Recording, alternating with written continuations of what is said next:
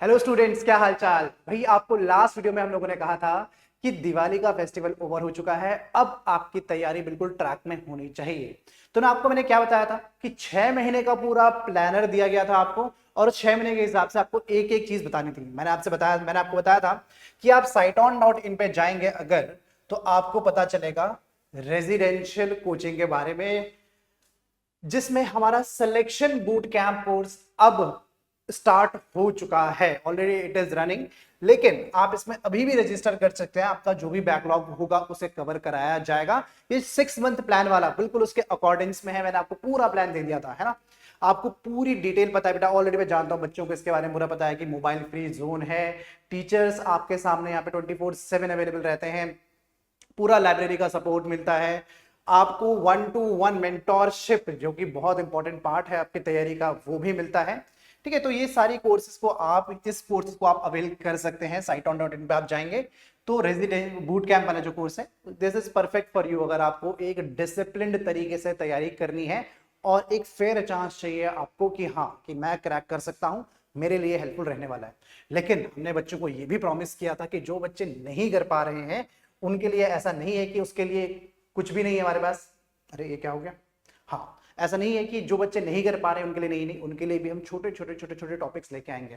Organic की series आपकी already live होगी। तो आज हम देखने जा रहे हैं फिजिकल केमिस्ट्री में कि कैसे 1 मिनट के अंतराल में आप क्या कर सकते हैं, स्टाइक्योमेट्री का सवाल इजीली अटेम्प्ट कर सकते हैं। देखिए, स्टाइक्योमेट्री का सवाल हर साल किसी ना किसी फॉर्म में आता ही है। या तो आपको लॉजिकली सॉल्व करना होगा, या तो आपको एक मतलब स्टाइक्योमेट्री से ही सवाल आ जाए। अब एक चीज मैं आपको बता दूं कि स्टाइक्योमेट्री का सवाल बेटा डायरेक्टली नहीं पूछा जाता है, लिमिटिंग रीजन के साथ पूछा जाता है। तो मैं आपको पहले एक छोटा सा कॉन्सेप्ट बता दूंगा, फटाफट से देखेंगे कैसे करते हैं।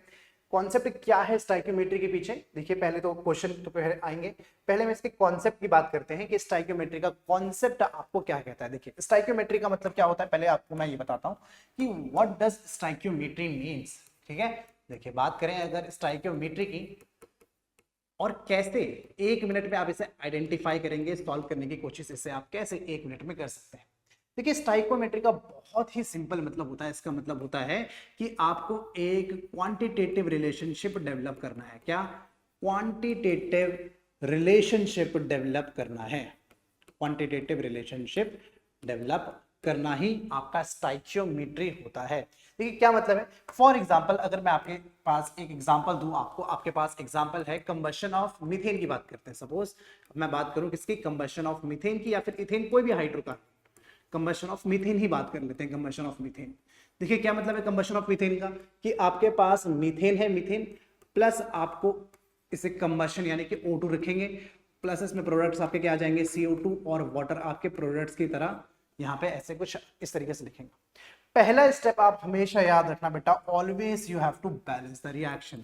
आपका जो फर्स्ट स्टेप हमेशा और हमेशा फर्स्ट स्टेप होना चाहिए, वो क्या होना चाहिए, वो होनी चाहिए आपकी balancing of a chemical reaction. जो भी आपको गिवन है उसकी आप पहले क्या करेंगे, उसकी आप करेंगे बैलेंसिंग। जैसे एग्जाम्पल बताओ, आप देखेंगे सबसे पहले जैसे हाइड्रोकार्बन की आपको जब भी बैलेंस करनी हो, आप सबसे पहले कार्बन को बैलेंस करेंगे। किसको करेंगे? हमेशा सबसे पहले कार्बन को बैलेंस करेंगे।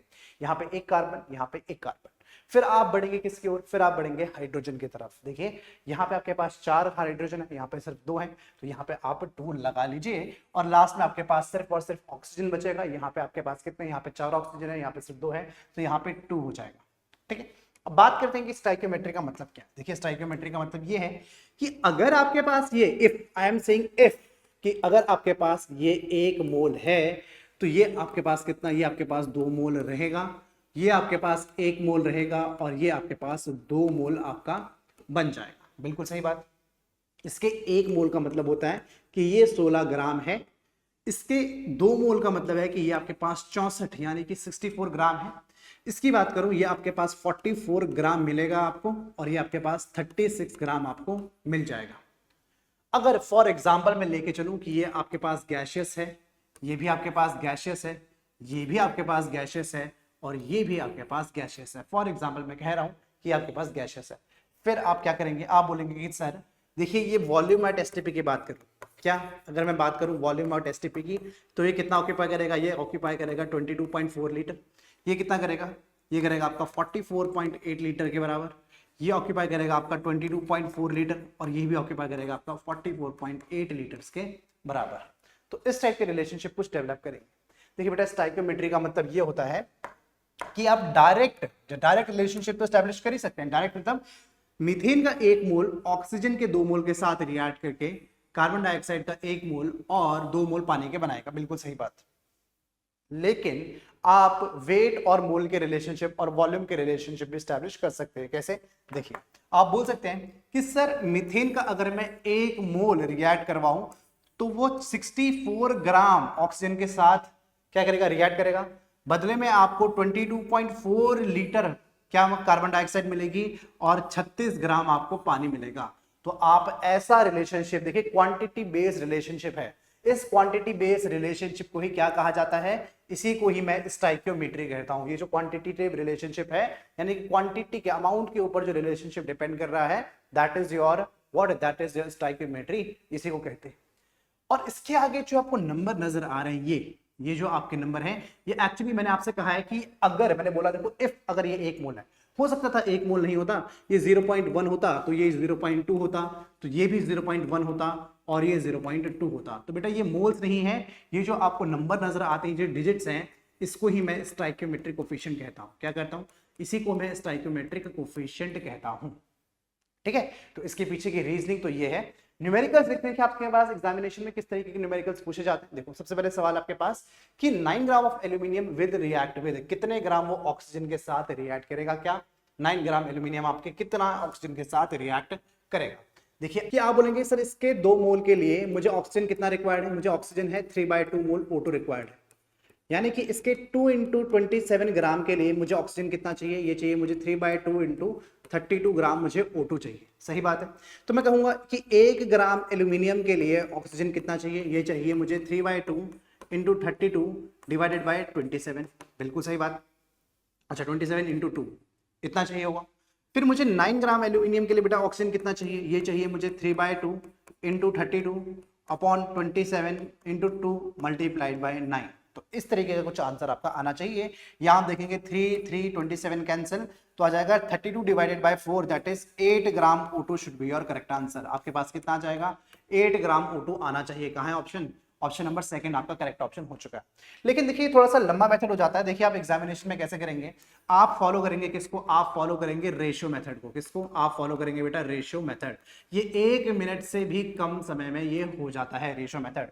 आप बोलेंगे कि सर रेशियो हमेशा सेम होना चाहिए। जैसे कैसे सेम का मतलब है कि आपको 27 × 2 ग्राम के लिए कितना ऑक्सीजन चाहिए था? आपको चाहिए था 3/2 × 32 ग्राम O2 चाहिए था। तो बताइए 9 ग्राम के लिए कितना चाहिए? 9 ग्राम के लिए आपको x ग्राम O2 चाहिए। कितना? x ग्राम O2 चाहिए, और आपको बस x की वैल्यू फाइंड आउट करनी है। रेशियो आपका हमेशा सेम ही आएगा। तो कैसे करेंगे? देखिए ये चला गया 3 टाइम्स, 3 से 3 कैंसिल। आप बोलेंगे सर x की वैल्यू देखिए कितनी आ रही है? x ग्राम की वैल्यू आ जाएगी, ये आ जाएगी 32 डिवाइडेड बाय फिर से 4, दैट इज 8 ग्राम ओनली। तो आप रेशियो मेथड से फटाफट से सॉल्व कर सकते हैं। दोनों मेथड से सही आंसर आता है। रेशियो मेथड बहुत ही फास्ट तरीका है। ठीक, अब देखिए कह रहा है 1 liter CO2 is passed over hot coke. When the volume of reaction mixture becomes 1.4 liter, the composition of the reaction mixture is, इसका रिएक्शन मिक्सचर का कॉम्पोजिशन क्या होगा? देखिए क्या है आपके पास, देखिए जब भी CO2 को आप एक CO2 क्या होती है? CO2 आपकी गैस होती है, फिर आप इसे कार्बन यानी कि कोक, हॉट कोक यही है कार्बन, इसके ऊपर पास करेंगे बेटा आपको कार्बन मोनोऑक्साइड गैस मिलती है। तो देखिए स्टाइकियोमेट्री के लिए आप हमेशा क्या करेंगे? आप बैलेंसिंग करेंगे, आपको यहाँ पे 2 लगाना ही पड़ेगा। अब ये एक बैलेंस केमिकल रिएक्शन है। आपने जो भी मोल के टर्म्स में रिएक्शन लिखी है, आप उसे वॉल्यूम के टर्म्स में भी लिख सकते हैं। ऐसा क्यों है? ऐसा है कि because of law of definite volume. Law of definite volume याद है आपको? Law of definite volume, equal number of moles contains equal number of volume, same volume भी होता है। कह रहा है ये आपके पास बेटा 1 लीटर है स्टार्टिंग में, एट t = 0 में ये आपके पास 1 लीटर है। तो मान, ये तो खैर 0 है तो निल मानेंगे, तो ये कितना था? ये भी 0 था। मान के चलते हैं आप इसमें से v यूज कर रहे हैं, तो अगर आप इसका 1 लीटर यूज करें तो ये कितना बनेगा? ये 2 लीटर बनता। तो अगर ये v यूज हो रहा है तो ये कितना बनेगा? ये ऑब्वियसली आपका 2v के बराबर बनेगा। कितना? Will be equals to 2v। तो कह रहा है what is the volume mixture. अच्छा, वॉल्यूम मिक्सचर आपका जो है, जो आपका 1 - v + 2v है, ये कितना बन चुका है? ये आपका 1.4 बन चुका है। तो यानी कि V की वैल्यू कितनी है, V की वैल्यू है 0.4 के बराबर। अगर V की वैल्यू 0.4 है तो ये कितना हो जाएगा, ये हो जाएगा 1 माइनस 0.4 दैट इज कितना 0.6 के बराबर। और 2V कितना आ जाएगा, ये आ जाएगा बेटा आपका 2 इंटू 0.4 दैट इज 0.8 लीटर के बराबर। बिल्कुल सही बात है। तो देखिए आपके पास फाइनली कुछ ऐसा आपके पास सिनेरियो है कि कार्बन डाइऑक्साइड आपके पास 0.6 लीटर है और कार्बन मोनोऑक्साइड आपके पास 0.8 लीटर के बराबर है। तो कितना हो जाएगा ये 0.6 litre of CO2 and 0.8 litre of CO। Option number 3 will be absolutely correct answer. बोलो यार, समझ में आती है बात? इजी है, बिल्कुल इजी है, कोई दिक्कत वाली बात आपको इसमें नहीं होनी चाहिए। देखिए next, correct 10 ml of gaseous hydrocarbon on combustion gives 40 ml of CO2 and 50 ml of H2O vapors। कह रहा है द हाइड्रोकार्बन इज, इनमें से वो हाइड्रोकार्बन कौन सा है? बहुत ही इंटरेस्टिंग सवाल। देखिए कहता है कि आपके पास एक हाइड्रोकार्बन है और इस हाइड्रोकार्बन की आप ऑक्सीजन के साथ जब भी रिएक्शन करते हैं आपको क्या मिल रहा है, आपको कार्बन डाइऑक्साइड मिल रहा है और आपको पानी यानी कि H2O। ये दोनों ही गैस है, दोनों ही गैसियस टर्म्स में आपको दे रखे हैं। बोल रहे हैं कि दोनों ही एक गैसियस रिएक्ट, वेपर लिखा ना, वेपर यानी कि गैसियस फॉर्म। वो कह रहा है ये आपके पास 40 है और ये आपके पास 60 है। ये आपके पास 40 ml है और ये आपके पास 60 का नहीं 50 का है। ये आपके पास 50 ml है, ठीक बात है। और ये आपके पास 10 ml है। कितना है? ये आपके पास 10 ml है। देखिए इतनी बात तो क्लियर है बेटा, इतनी बात तो क्लियर है कि इसका जो भी यहाँ पे कोफिशिएंट अगर 1 है, अगर इसका कोफिशिएंट 1 है तो इसका यहाँ पे कोफिशिएंट 4 होना चाहिए और इसका कोफिशिएंट यहाँ पे 5 होना चाहिए। दिस इज सर्टेन, ये बिल्कुल सही बात है कि अगर इसका कोफिशिएंट 1 है तो इसका 4 होना चाहिए और इसका कितना होना चाहिए, इसका 5 होना चाहिए। अब देखिए कितना सिंपल हो गया। इसका मतलब ये जो भी हाइड्रोकार्बन है इसे बैलेंसिंग करके चलेंगे तो ऑक्सीजन देखिए टोटल ऑक्सीजन कितना हो चुका है, ये हो गया 5 और ये हो गया 5 और ये हो गया 8, 5 और 8 कितना 13। तो यानी कि ये होना चाहिए 3/2 के बराबर। तो इस हाइड्रोकार्बन को अब मैं कैसे लिख सकता हूं, मैं इसे लिख सकता हूं C और यहां पे लिख देता हूं H। तो कार्बन कितने हैं, देखिए कार्बन है 4 और हाइड्रोजन को भी बैलेंस कर दीजिए। हाइड्रोजन कितने हैं, हाइड्रोजन है मेरे पास 10। तो यानी कि C4H10 ही वो हाइड्रोकार्बन है जो कि मेरा सही आंसर होना चाहिए। दैट इज ब्यूटेन है। ये कौन है, ये ब्यूटेन है, ब्यूटेन। सिर्फ बैलेंसिंग से मुझे इतना सब इंफॉर्मेशन पता चल चुकी है। बोलो यार, क्या आपको ये बात समझ में आती है? तो काफी अलग टाइप का यानी कि रेट्रोसिंथेसिस वाला क्वेश्चन था, रेट्रोसिंथेटिक अप्रोच, यानी कि आपको आंसर से सवाल निकालना था। बोलो यार, क्या आपको ये बात समझ में आती है? बिल्कुल सही है, ठीक है। चलिए एक सवाल और देखते हैं।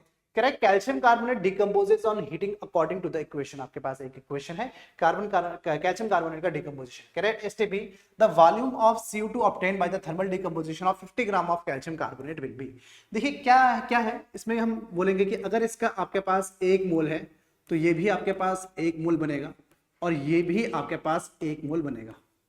सही बात है, बिल्कुल सही बात, एब्सोल्युटली ट्रू। अब आपके पास यहाँ पे 50 ग्राम कैल्शियम कार्बोनेट दिया है। देखिए 50 ग्राम CaCO3 का मतलब है कि नंबर ऑफ मोल्स कितने हो गए, ये हो गए 50 divided by 100 that is half mole, half mole. तो इसका मतलब अगर ये आधा मोल है तो ये भी आधा मोल होगा और ये भी आधा मोल होगा। वो कह रहा है कि देखिए अगर ये आधा मोल है तो ये कितना है लीटर, ये लीटर में कितना है? अरे भाई अगर 1 मोल होता तो 22.4 लीटर होता और आधा मोल है तो कितना होगा, ये 11.2 लीटर के बराबर होगा। कितनी सिंपल सी बात है। तो कितना होगा, 11.2 litre will be the correct answer. Option number C is absolutely correct.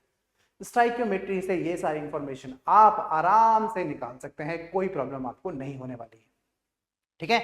लेकिन प्रॉब्लम ये है बेटा कि स्टोइकियोमेट्री का स्टैंड अलोन सवाल नहीं आता है। लिमिटिंग रिएजेंट उसमें आपको हमेशा और हमेशा नजर आएगा। Limiting reagent will be there, mind my words कि लिमिटिंग रिएजेंट वहां पे होगा ही होगा, ठीक बात। तो आइए देखिए लिमिटिंग रिएजेंट को भी एक बार देखते हैं।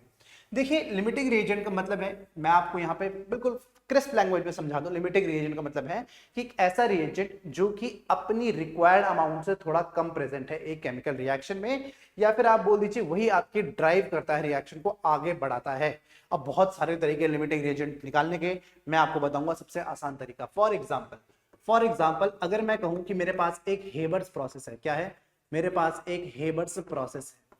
हेबर्स प्रोसेस का मतलब है कि आपके पास N2 गैस है प्लस आपके पास बेटा 3H2 गैस है और ये आपको रिएक्शन करके क्या देंगे, ये आपको 2NH3 गैस देंगे। ध्यान रखना इसमें भी फर्स्ट स्टेप हमेशा क्या होना चाहिए, इसमें फर्स्ट स्टेप है बैलेंसिंग ही होना चाहिए। अब देखिए लिमिटिंग रिएजेंट स्टोइकियोमेट्री का ही पार्ट है, आप ये मत समझना दोनों अलग अलग टॉपिक है, सेम टॉपिक ही है, क्योंकि बैलेंसिंग तो आपको करनी ही पड़ेगी। देखिए अगर आपको एग्जामिनेशन में बोल दिया गया है कि ये आपके पास 28 ग्राम प्रेजेंट है, ये आपके पास 4 ग्राम प्रेजेंट है, तो बताइए इनमें से लिमिटिंग रिएजेंट कौन सा है। तो देखना आप क्या बोलेंगे, आपको पूछ रहा है कि लिमिटिंग रिएजेंट कौन है, तो आप क्या करेंगे, सबसे पहला स्टेप, फर्स्ट स्टेप आपका क्या निकालना है, आपको निकालने हैं मोल्स। क्या निकालने हैं, आपको निकालने हैं मोल्स।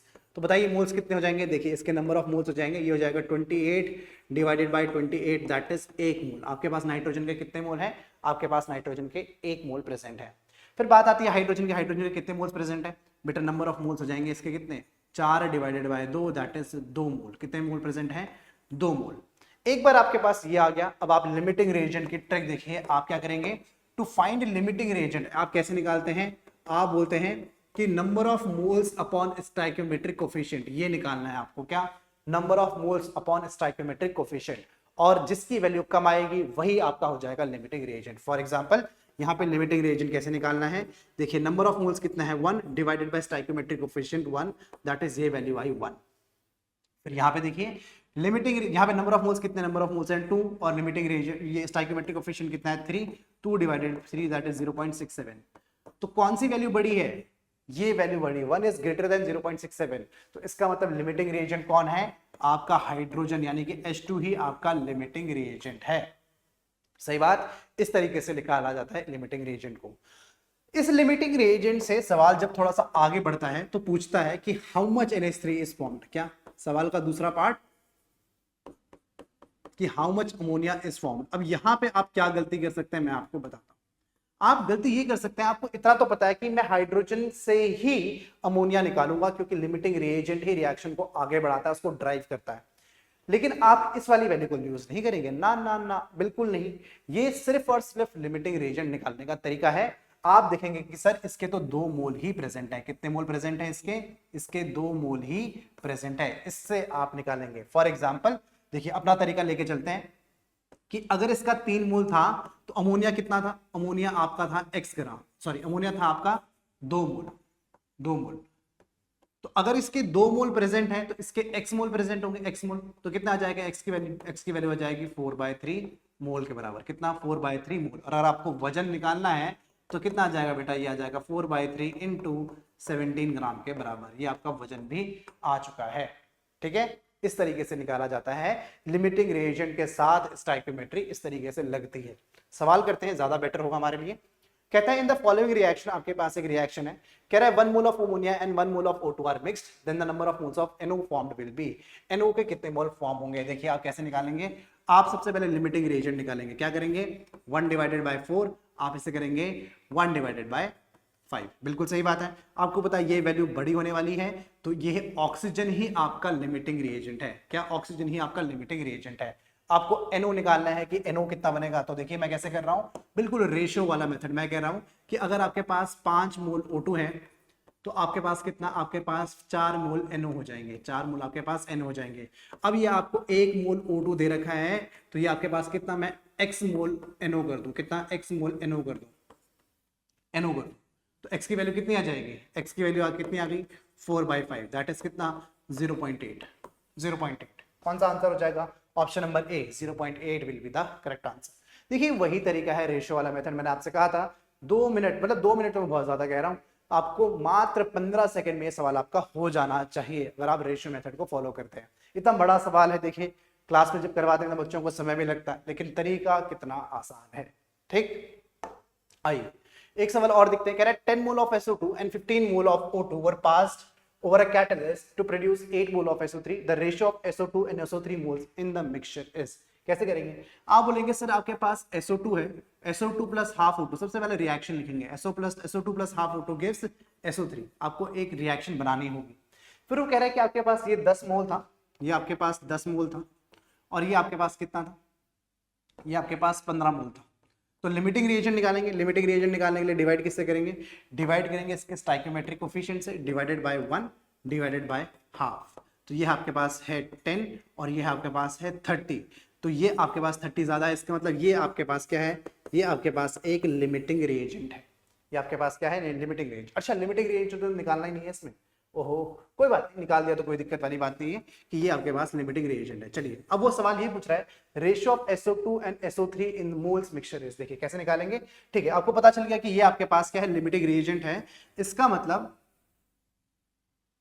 अच्छा ये आपको 8 मोल आपको SO2 पहले से दे रखा है, ये आपके पास 8 मोल SO2 पहले से दे रखा है। ओहो ठीक है, तो कह रहा है the ratio of SO2 and SO3 moles in the mixture is, इनका मिक्सचर में इनका रेशियो ऑफ मोल्स क्या होगा। भाई ये 4 है और ये 8 है, यही इसका मिक्सचर है। फिर भी चलो करके देखते हैं। देखिए मुझे पता है कि ये मेरा लिमिटिंग रिएजेंट है, अगर ये मेरा ये लिमिटिंग रिएजेंट है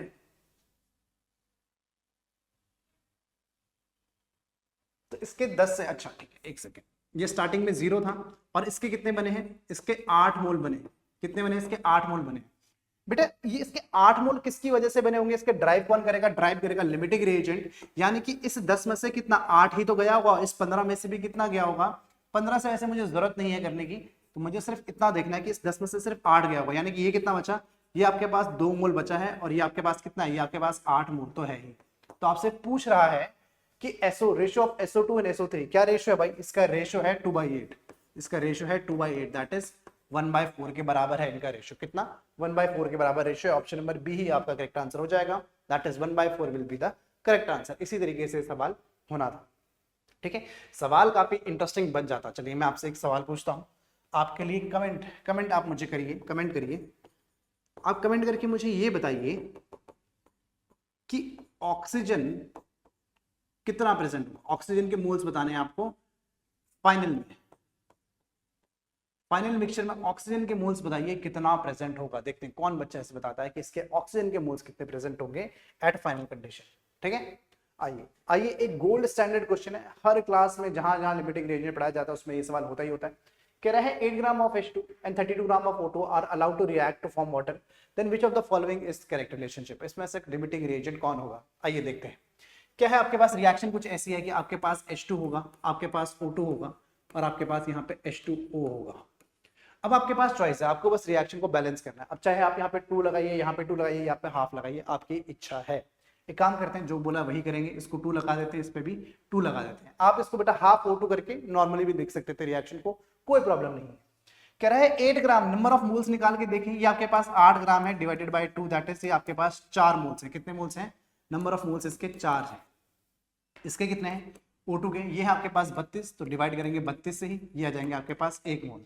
देखिए लिमिटिंग रिएक्शन कौन आ रहा है, डिवाइड करेंगे किससे, डिवाइड करेंगे 2 से, डिवाइड करेंगे 1 से, दैट इज ये आ जाएगा 2, ये आ जाएगा 1, ये वैल्यू बड़ी, सॉरी ये वैल्यू बड़ी है। इसका मतलब O2 ही आपके पास क्या है, O2 is the limiting reagent, O2 ही आपके पास क्या है, लिमिटिंग रिएजेंट है।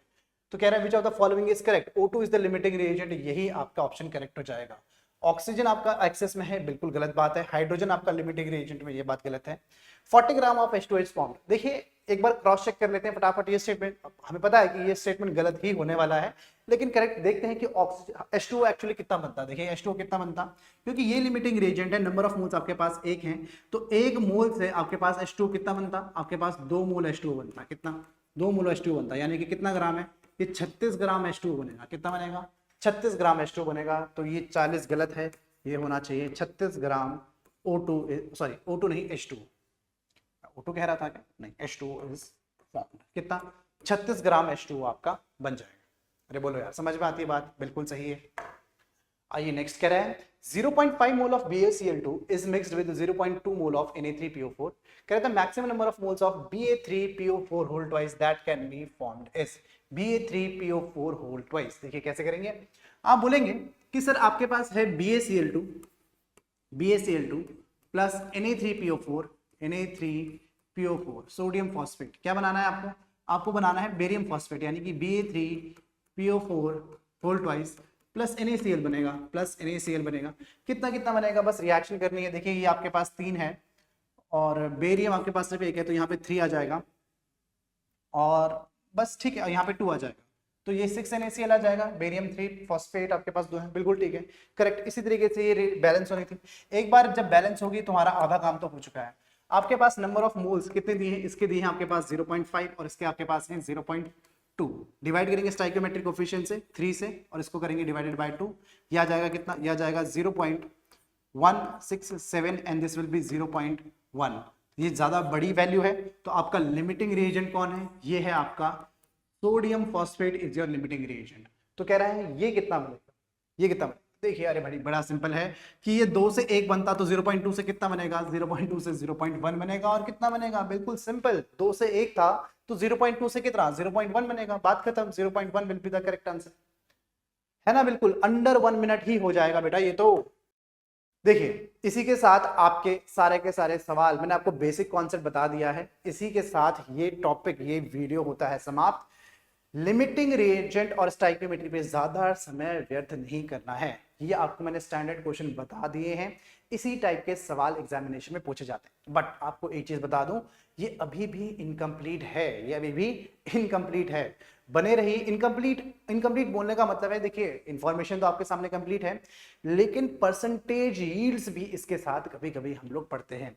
तो अगली वीडियो के लिए मैं आपको परसेंटेज यील्ड बताऊंगा कि किस तरीके से आपको इसमें परसेंटेज यील्ड भी निकाल के बतानी पड़ती है, तो उसके लिए आप बने रहिए, ठीक है। फटाफट से बेटा मुझे कमेंट कर दो और बता दो कि आपको क्या ये समझ में आया और आपको और फिजिकल केमिस्ट्री, इनऑर्गेनिक केमिस्ट्री में और क्या रिक्वायर्ड है, इनफैक्ट पूरी केमिस्ट्री में बताइए आप मुझे कि आपको क्या रिक्वायर्ड है। बच्चों काफी टाइम से बोल रहे थे कि उनको लिमिटिंग रेंज बहुत दिक्कत आती थी, कुछ भी नहीं है, लिमिटिंग रेंज बहुत छोटा सा कॉन्सेप्ट है। अगर आपको ऐसे छोटे छोटे कॉन्सेप्ट में दिक्कत आती है तो फटाफट से कमेंट कर दो, बता दो, सिर्फ में ये फटाफट से बता दीजिए, 10-15 मिनट में इजीली हो जाता है, आपको समझ में भी आ जाता है, क्वेश्चन बस प्रैक्टिस ही करनी होती है। अगर वीडियो अच्छा लगा फटाफट से लाइक शेयर कमेंट और सब्सक्राइब तो करना ही करना है। Thank you very much.